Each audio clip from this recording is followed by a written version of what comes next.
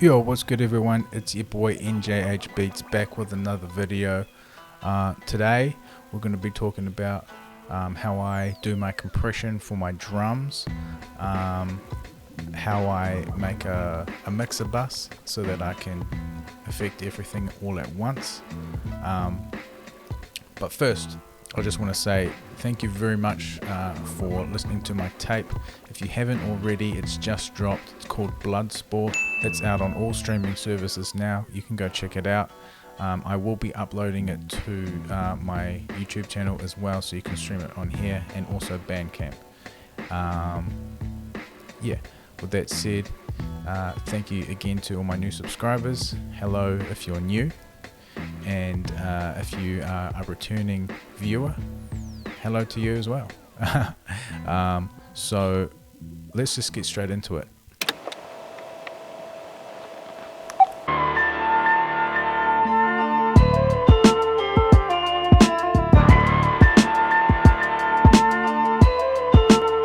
When I first started doing compression, which was actually super recently,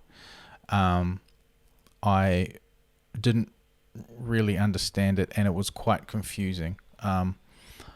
Like even the name compression, I thought like, how is it becoming punchier if it's being squashed? But anyway, so yeah, I thought that I would just do my take on compression.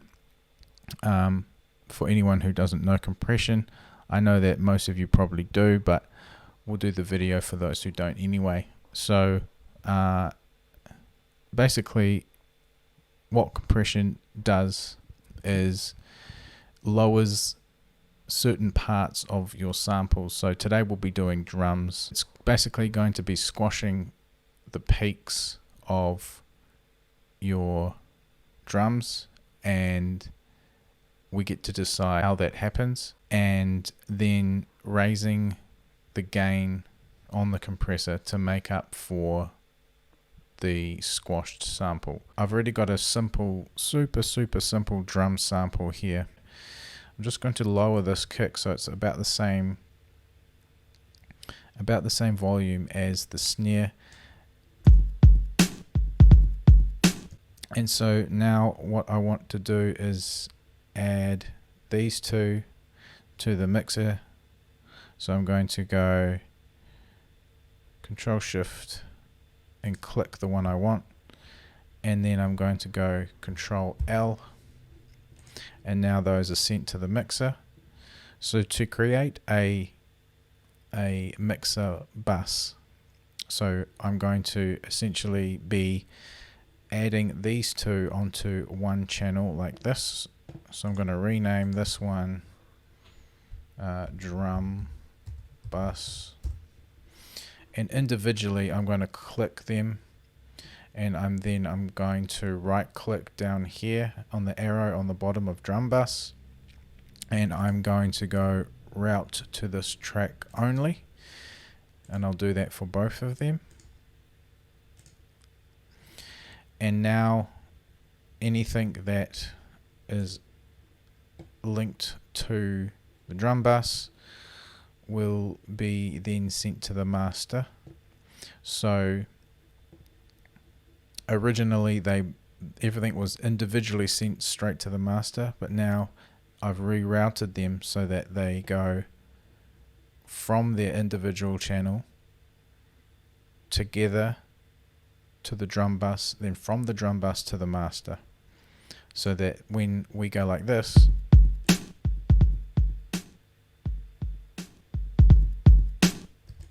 it's affecting everything at once.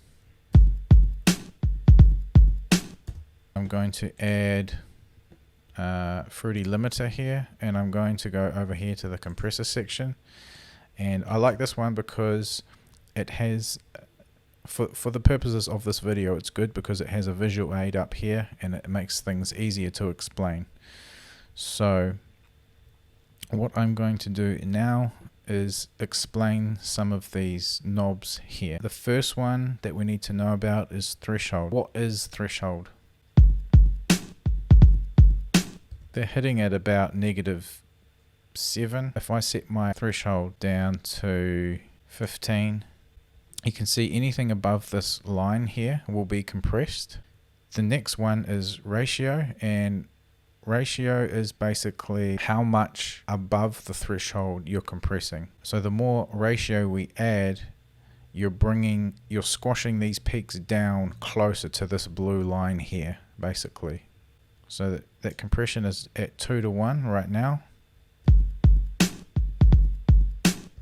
So as you can see, those dips right here, that's what is being compressed, or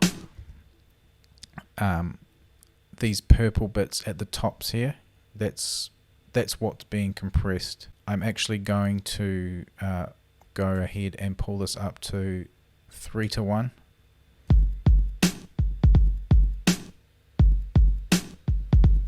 And I am just squashing down whatever is above this line a little bit more, and I think that works for this particular kick. The next knob is attack. Just generally speaking, for drums, it's good to have a very low attack. What the attack does is the attack basically tells the compressor when to kick in. So if it's up more like this, it's going to kick in later. Instead of starting at the peak where we need it, it's going to start in the middle or at the end. We want it to kick in straight away. The release is, so you want the compressor to still be active after this blue line here, and that's when the release comes in. Generally speaking, for drums, it wants to be on the longer end, but not too long so that it affects the next peak. The knee here, I don't really know what the knee does. I typically just I play around with it, but generally speaking, I don't know too much about what it does. So now that we've compressed our drums here, we can go ahead and raise the gain.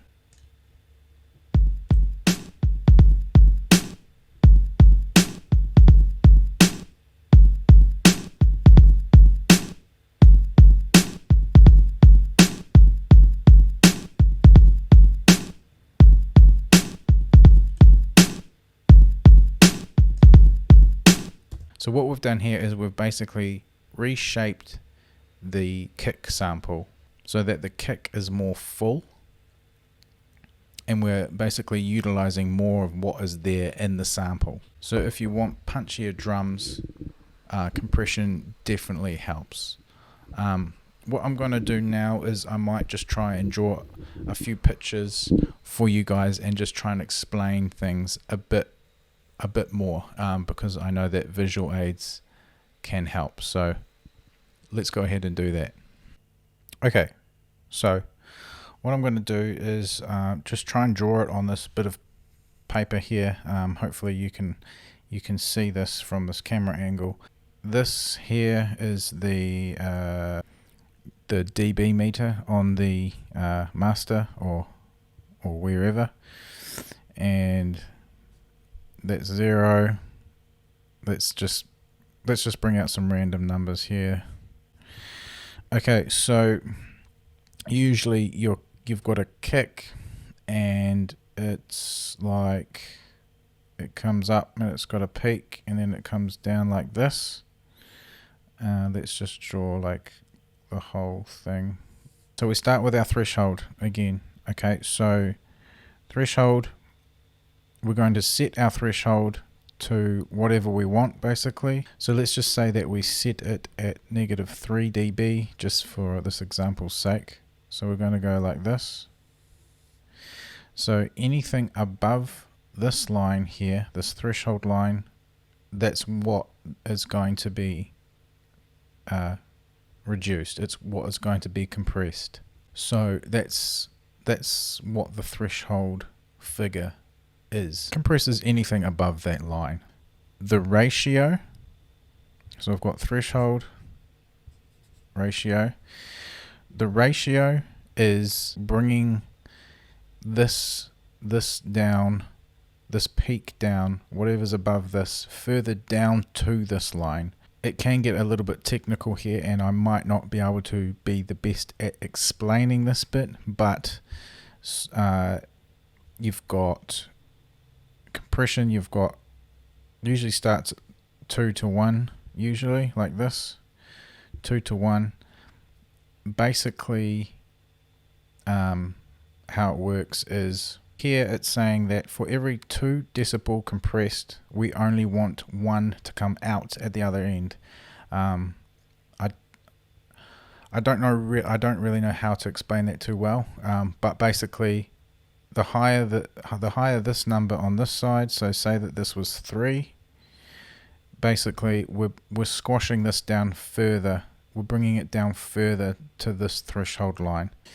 Now the attack is when it kicks in. So the more attack that you have, so say that you've got a high attack, it might kick in here. It's only this section in here which is being affected.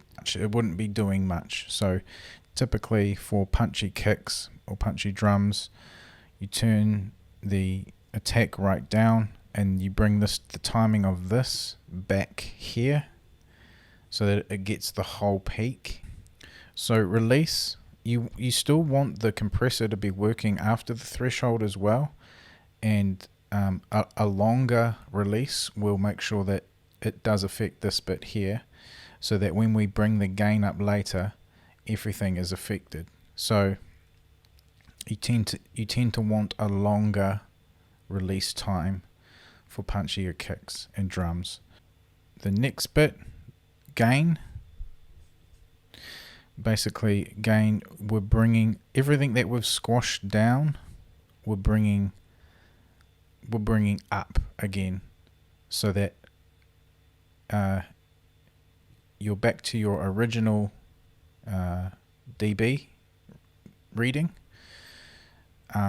but you've reshaped this basically. So now you'll have your kick sample will be like more like this, and that means that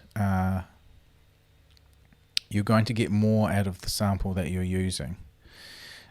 Everything. So when you do the gain, it's going to bring everything up, including what's down here, and everything's just going to sound more punchy.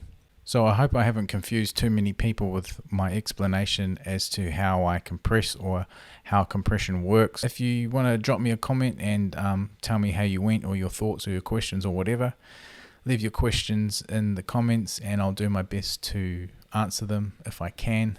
That's it for us today. Peace.